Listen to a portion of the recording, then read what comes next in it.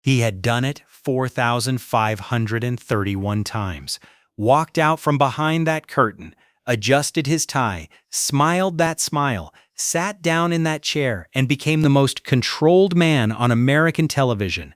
30 years, 11,000 guests, and through all of it, the scandals, the feuds, the marriages that failed, the friends who betrayed him, Johnny Carson's face remained a perfect, professional mask. He was the man who made everyone else cry, the comedian who broke down on his couch, the actor confessing secrets, the singer losing composure mid-song. Carson watched all of it with that practiced, compassionate nod and then cut to commercial. But 7 times the mask didn't hold. 7 times something reached through the wall Carson had spent a lifetime building, and the people who were there never forgot what they saw. A poem about a dog, a gift from a stranger, a final song sung for him alone, a son who was supposed to outlive him. These are the 7 nights that the people closest to Carson still talk about in whispers. The moments when America's most private man forgot, just for a second, that the cameras were still rolling. I often see comments from people who didn't realize they weren't subscribed. If you enjoy the channel, please take a second to check and make sure you are subscribed. It is free, and it really helps us keep the show growing. Thank you for being part of this journey with us. To understand what made these 7 moments so extraordinary, you first have to understand what Johnny Carson was, not the performer, the man. Those who spent years beside him will tell you the same thing in almost the same words. Johnny Carson was the loneliest man in any room he walked into. Not because people kept their distance, because he did. 4 marriages, each one ending in the same silence that characterized everything else about him. Friends who spent decades by his side and still felt they didn't truly know him. Ed McMahon, the man who sat 3 feet away for 30 years, once admitted that Carson had never directly told him he valued their friendship. Not once. What you are about to hear is drawn from the accounts of people who were there, crew members, producers, and those in Carson's inner circle. The facts of these lives are real. The emotional architecture around them lives in the space between what we know and what those who witnessed it always believed to be true. Every night, before walking out from behind that curtain, Carson would go through his note cards. Questions, topics, transition cues, each written in his precise, controlled handwriting. The cards were his armor. As long as he held them, he knew exactly where the conversation was going.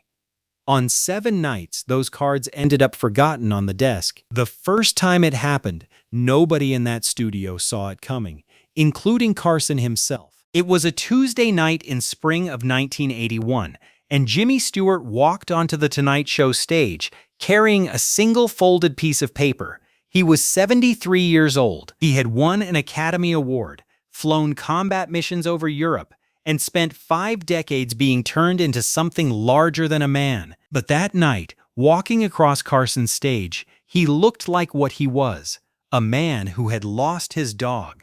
Bo had been a large, gentle golden retriever. Stewart had written a poem about him, not for publication, not for performance, but the way people write things that are too large to hold inside. Carson had no idea what was coming. The segment was booked as routine. The crew was relaxed. Another Tuesday. Then Stewart unfolded the paper. "You might think this is a little sentimental," he said quietly, "but I'd like to read something, if that's all right."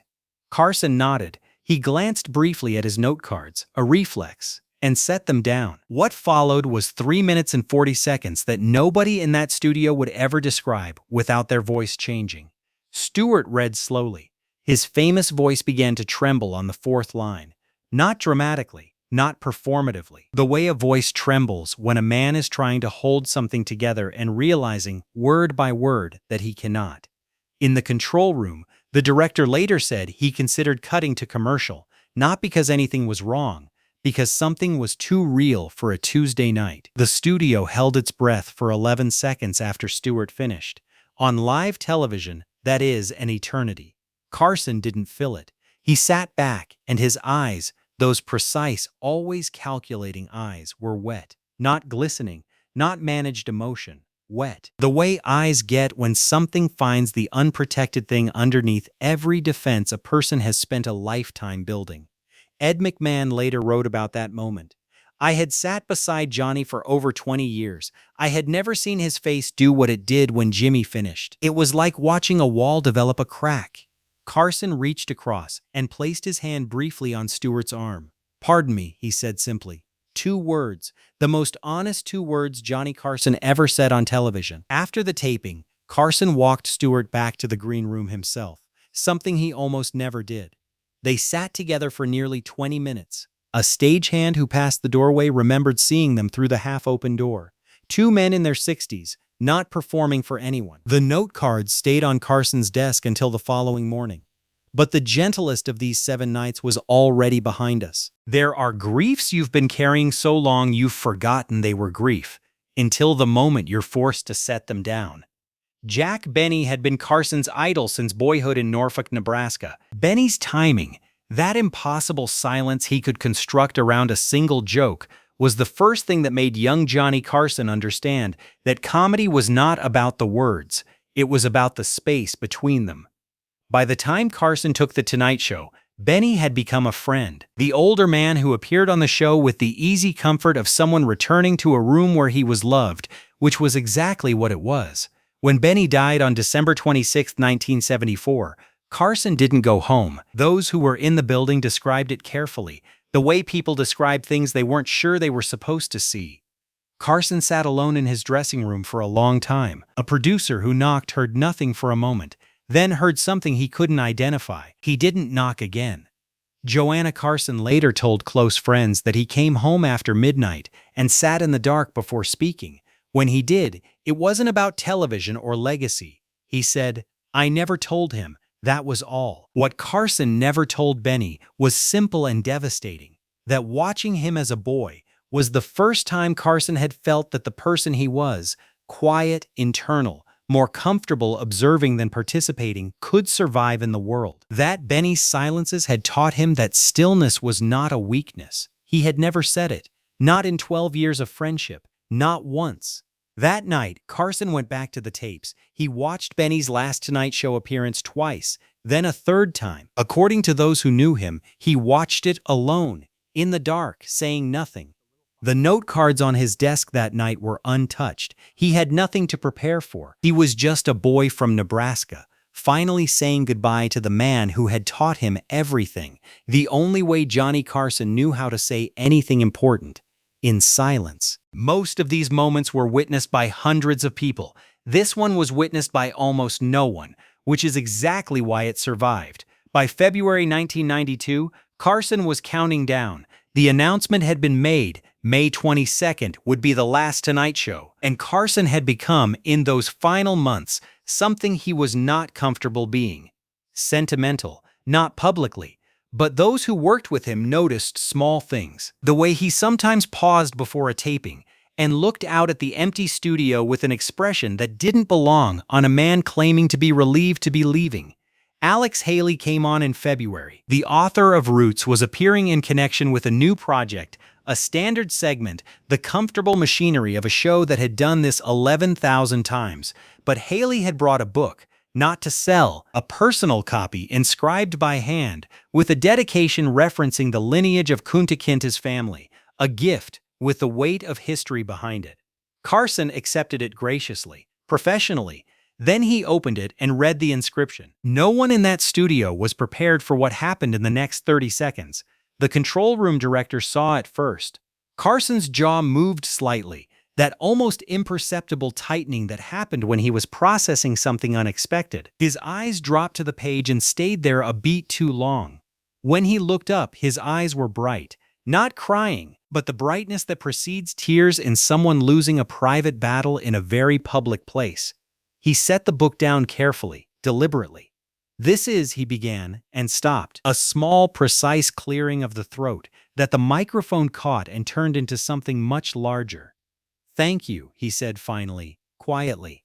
Haley nodded. He had found the crack in the wall, not by trying, but simply by offering something real to a man surrounded, for 30 years, by performance. The inscription was not revealed publicly until after Carson's death, when the book was found among his personal effects. It read, in part, "To the man who gave our stories a place at the table, from a family that remembers." Carson kept that book on his desk for the remaining months of The Tonight Show, not as a prop, as a note card he didn't need to write himself. Some moments don't break you when they happen. They break you later, when the context changes and what was once a memory becomes something else entirely.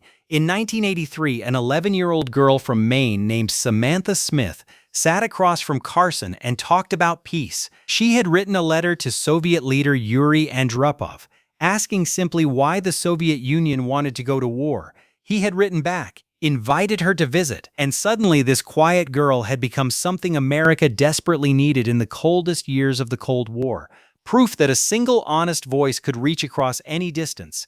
Carson watched her carefully that night. Those in the studio remembered his face, not broken, but something quieter than his usual professional warmth, something closer to wonder.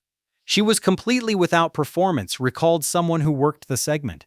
Most guests are aware of the cameras. Samantha just talked, and Johnny listened the way he almost never listened, without thinking about what came next. Nobody in that studio knew that in 2 years, that conversation would become unbearable to watch. On August 25, 1985, Samantha Smith died in a plane crash. She was 13 years old. Carson went very quiet when he heard. He did not address it on air that night, but a producer remembered one thing. Carson asked for the tape of her appearance to be pulled from the archive. He watched it alone. He never said what he thought about, but those who knew him said he kept that tape filed separately from the others, not with the celebrity appearances, somewhere personal. Stay with me, because what comes next is the part that changes everything. On June 21, 1991, Carson's son Rick died in a hiking accident. He was 39 years old. Carson returned to the show weeks later without announcement. No monologue about loss. He simply walked out, sat down, and did the show, because doing the show was the only language he had ever fully trusted. But that night, partway through a segment, he reached beneath his desk and brought out a small envelope of photographs. His hands were steady. His voice was not. "I just wanted to share something," he said quietly, "if you'll allow a father his moment." He showed the photographs one by one. Rick as a boy, Rick laughing at something outside the frame. The studio held its breath for 17 seconds. The director later said he had never experienced anything like it. 300 people collectively decided, without discussion, that this silence belonged to Carson. In 30 years of The Tonight Show, the crew had never seen Carson's shoulders do what they did in those 17 seconds. They dropped, just slightly, the way a man's shoulders drop when he has been holding something up for too long, and has for one unguarded moment stopped. "He was a good boy," Carson said finally. "I was very proud of him." Then he straightened, the mask reassembled itself, and he continued the show. 11 days later, his close friend Michael Landon was diagnosed with pancreatic cancer. Within weeks, Landon was gone. When Carson returned to the desk, a writer watching from the wings saw him sit down, look at the audience, and say quietly, almost to himself, "These past few weeks haven't been very happy ones." His voice caught on the last word, just once, just for a half second. Then he picked up his note cards. By the final week, everyone in that building knew something historic was ending, but nobody anticipated what Bette Midler was about to do. It was May 21, 1992, the second to last night of The Tonight Show. Midler had been booked for the final week. There was a plan. She ignored it. After a few minutes of conversation, she told Carson she wanted to sing something. Not the agreed song, something else. The band didn't have the arrangement. They found their way into it anyway. She sang One for My Baby, the old ballad about endings that don't feel real yet. She sang it directly to Carson. Not to the audience, not to the cameras, to the man in the chair who had given her and hundreds of others a place to stand and be seen. The studio was silent, except for her voice and the quiet movement of the band. When the last note ended, the silence held for 23 seconds. Then the audience broke, not into clean applause, but into something messier and more honest. And the cameras caught Carson's face. He was not performing. He was not managing the moment. He was sitting in the chair he had sat in for 30 years, with tears running down his face. Not fighting them, not reaching for a joke, just letting them fall. Midler stood and held him. She was crying too. Not gracefully, but the way people cry when something real is ending. She pulled back, looked at him once, and walked quickly off stage. After the cameras cut, Carson sat alone at the desk. A makeup artist watching from the wings said it was the only time in 30 years she had seen him make no move to leave. He just sat there, in the empty studio, looking at the desk as though memorizing it. The note cards were still in his hand. He hadn't looked at them once. The 6 moments you've just heard were witnessed by crews, by audiences, by cameras, but those who knew Carson best will tell you there was one more, without an audience, without cameras. It was sometime in the late 1970s. A producer working late walked past an editing room and heard the Tonight Show theme playing. He looked through the window and saw Carson sitting alone in the dark, watching one of his own shows on a monitor, not reviewing it, just watching. The producer started to knock. Then he saw Carson's face in the blue light of the screen. He walked away and never mentioned it to anyone for years, not because he had been asked to keep it secret, but because it felt like finding a door open that was always locked. Johnny looked like a man trying to figure out if any of it had been real, he said, years later, like he was watching someone else's life and wasn't sure yet if it was his. The loneliest man in any room he walked into, even when the room was empty. After Jimmy Stewart's poem aired, NBC received more letters than for any other Tonight Show segment that year. Not letters about Stewart, letters about dogs, about grief, about things that had gone unsaid too long. Thousands of people writing to a television network because an old man with a piece of paper had given them permission to feel something they had been carrying alone. That was what all 7 moments did. They didn't just break one man's mask, they broke something loose in the people watching. They said, "You are allowed to be undone by the things that undo you."